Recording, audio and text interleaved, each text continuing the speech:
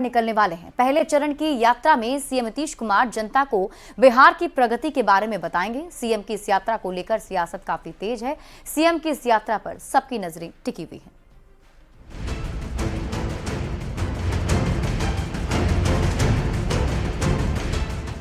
बिहार के मुख्यमंत्री नीतीश कुमार 23 दिसंबर से प्रगति यात्रा का आगाज करेंगे। सीएम नीतीश की यात्रा का पहला चरण 23 से 28 दिसंबर तक का होगा। नीतीश कुमार अपने यात्रा की शुरुआत पश्चिमी चंपारण से करेंगे। पहले चरण में 28 दिसंबर तक नीतीश 5 जिलों की यात्रा करेंगे। 24 दिसंबर को नीतीश कुमार पूर्वी चंपारण में रहेंगे। 26 दिसंबर को नीतीश की यात्रा शिवहर और सीतामढ़ी में होगी। 27 दिसंबर को मुजफ्फरपुर में नीतीश की प्रगति यात्रा होगी। 28 दिसंबर को वैशाली में पहले चरण की यात्रा का समापन होगा। नीतीश कुमार की इस यात्रा पर सियासत भी गर्मा गई है।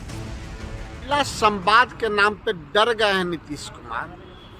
अब बिहार को दुर्गति करके प्रगति यात्रा पे निकल रहे हैं कि 20 सालों में उन्होंने बिहार को कितना दुर्गति किया है। बुद्धि बटाई में नहीं मिलता, समझ का फेर है। अरे प्रगति यात्रा तो क्रमिक विकास का एक सूचक है और महिलाओं का योगदान तो 50% महिलाएं हैं, उनके योगदान को कौन नकार सकता है। नीतीश कुमार का यात्रा पर जाना कोई नई बात नहीं है। नीतीश अब तक के कार्यकाल में 14 बार यात्राएं कर चुके हैं। इस बार प्रगति यात्रा का मकसद जनता को बिहार की प्रगति के बारे में बताना है।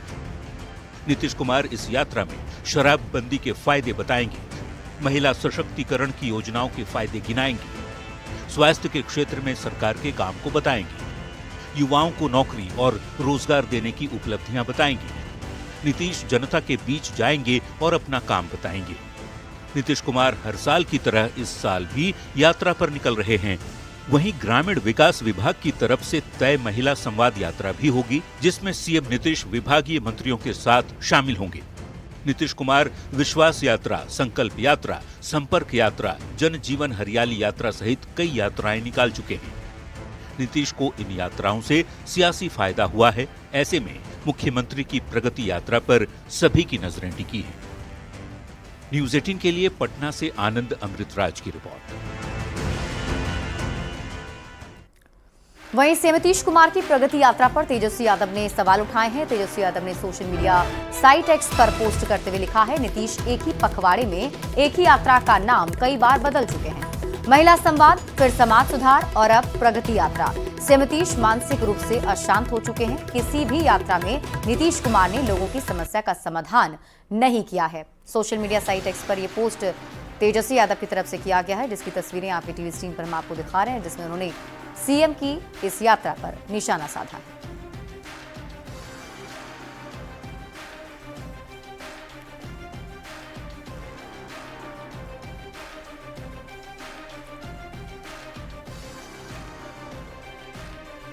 बिहार के पूर्व मुख्यमंत्री लालू प्रसाद की बड़ी बेटी मीसा भारती को लेकर इन दिनों सियासत काफी गर्म है। राज्यसभा में इन दिनों मीसा भारती के नाम की खूब गूंज सुनाई दे रही है। बीजेपी के बड़े नेता संविधान पर चर्चा के दौरान मीसा के नामकरण पर चुटकी ले रहे हैं और लालू प्रसाद को इसके पीछे की कहानी भी याद दिला रहे हैं।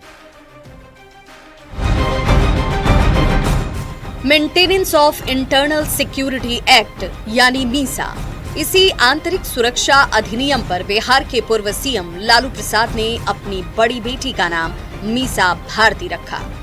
आज एक बार फिर इसी मीसा की गूंज संसद में सुनाई दे रही है। संविधान पर चर्चा के दौरान राज्यसभा में बीजेपी के राष्ट्रीय अध्यक्ष जेपी नड्डा ने लालू प्रसाद पर तंज कसा और बताया कि हमने वो भी दिन देखे, लेकिन मीसा नाम क्यों पड़ा? इसलिए क्योंकि लालू जी जब मीसा बहन पैदा हुई तो वो जेल में थे, मीसा में बंद थे, maintenance of internal security act में बंद थे। उच्च सदन में लगातार 2 दिन संविधान पर चर्चा के दौरान इमरजेंसी का जिक्र हुआ। सोमवार को भी केंद्रीय वित्त मंत्री निर्मला सीतारमन ने लालू प्रसाद पर निशाना साधा और उन्हें मीसा की याद दिलाई। Maintenance of Internal Security Act 1971, the infamous MISA And I know of political leaders who have chosen to have their children named after Misa to remember those black days. साल 1976 की बात है। देश की प्रधानमंत्री इंदिरा गांधी थी। अटल, आडवाणी समेत विपक्ष के सारे बड़े नेताओं को मीसा एक्ट के तहत जेल में डाला गया था। गिरफ्तार लोगों में लालू प्रसाद भी शामिल थे। आपातकाल के उस दौर में इन्हें भी मीसा एक्ट के तहत इंदिरा सरकार ने जेल में कैद किया था। तभी 22 मई 1976 को लालू के घर में एक नन्ही परी आई। उसी मीसा कानून के नाम पर लालू ने अपनी बड़ी बेटी का नाम रखा मीसा। आज इसी नाम पर खूब सियासत हो रही है।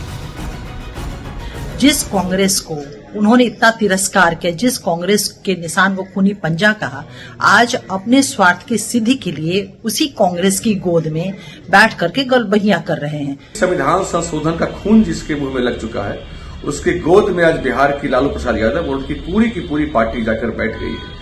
आज जयप्रकाश की आत्मा भी स्वर्ग में इनको देख के कराहती होगी। माननीय जेपी नड्डा जी, ये तो हम तय करेंगे ना कि हमको राष्ट्रहित की बात करनी है या आपके साथ दंगई कामों में लिप्त होना है। बीजेपी दंगई पार्टी है, आरएसएस स्कूल से निकली है। बीजेपी मीसा के बहाने लालू पर निशाना साध रही है। कांग्रेस पार्टी के साथ गठबंधन और उसके रिश्ते को लेकर चुटकी ले रही है।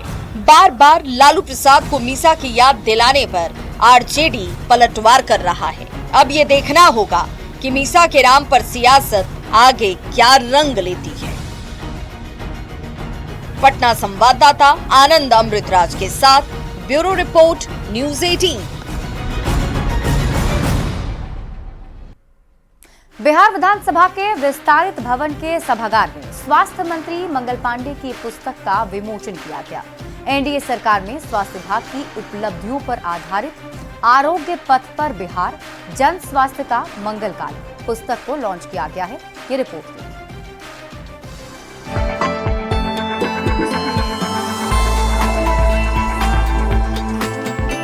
मंगलवार को बिहार विधानसभा भवन के सभागार में एनडीए के मंत्रियों और विधायकों का जमावड़ा लगा। इन दिग्गजों के जमा होने का कारण था एक पुस्तक का विमोचन, आरोग्य पथ पर बिहार, जन स्वास्थ्य का मंगल काल। इस नाम से लिखी गई स्वास्थ्य मंत्री मंगल पांडे की पुस्तक का विमोचन हुआ। पुस्तक के विमोचन कार्यक्रम में राज्यपाल राजेंद्र विश्वनाथ आर्लेकर, डिप्टी सीएम सम्राट चौधरी और विजय सिन्हा से लेकर तमाम मंत्रीगण मौजूद रहे। यह एक पढ़ने लायक पुस्तक है। मैंने उनका पुस्तक पढ़ने का बहुत प्रयास किया, अच्छा भी पुस्तक है। आप सबने इसको पढ़ना चाहिए, खरीद कर पढ़ना चाहिए। ये पुस्तक 2005 से पहले बिहार की स्वास्थ्य व्यवस्था और आज की स्वास्थ्य व्यवस्था का दस्तावेज है, जिसमें मुख्यमंत्री नीतीश कुमार और एनडीए सरकार में जो सुधार हुए उसे कागजों पर उकेरने की कोशिश की गई है। स्वास्थ्य मंत्री ने कागजों पर आंकड़ों के साथ स्वास्थ्य क्षेत्र में आधुनिक और तकनीकी मानकों में सुधार का जिक्र किया है। बिहार को किसी भी आंकड़े में देखना है तो नीचे से खोजते थे लोग कि कहाँ पे बिहार खड़ा है, तो नीचे से लिखते भी थे, नीचे से पहला है, दूसरा है, चौथा है, ऐसा लिखते। लेकिन आज मैं कह सकता हूं कि आप कई मानकों को देखेंगे तो आज बिहार ऊपर से पहला, दूसरा, तीसरा दिखाई पड़े। मौके पर मौजूद सभी नेताओं ने अपने साथी को राजनीतिक जिम्मेदारियां निभाते हुए पुस्तक लिखने के लिए बधाई और शुभकामनाएं दी और जनता से इस पुस्तक के जरिए बिहार के स्वास्थ्य क्षेत्र में हो रहे बदलाव और कायाकल्प को समझने की अपील भी की। जी को बधाई देता हूं कि इस व्यस्तम राजनीतिक कार्य करते हुए जो व्यक्ति सरकार में मंत्री हो, पार्टी का पूर्व अध्यक्ष हो और पार्टी के दूसरे राज्यों में भी काम देख रहे हो और वहां पर देखते हुए आप इस तरह का समय निकालकर आप किताब लिख रहे हैं, इसके लिए मैं विशेष तौर पर आपको बधाई मंगल जी देना चाहता हूं। इस पुस्तक के जरिए हम सबको स्वास्थ्य के क्षेत्र में बढ़ते और बदलते बिहार की भी अनेक उपलब्धियां तथा प्रतिमानों को जानने का अवसर भी मिलेगा। मुझे पूरा विश्वास है कि यह पुस्तक आरोग्य पथ पर बिहार, जन स्वास्थ्य का मंगल का हर पाठक के प्रश्नों का प्रमाणिक तरीके से समाधान होगा। इस पुस्तक के जरिए उम्मीद जताई जा रही है कि बिहार के लोगों को स्वास्थ्य के क्षेत्र के बारे में प्रामाणिकता के साथ जानने का मौका मिलेगा। न्यूज़ 18 के लिए पटना से रजनीश कुमार की रिपोर्ट। और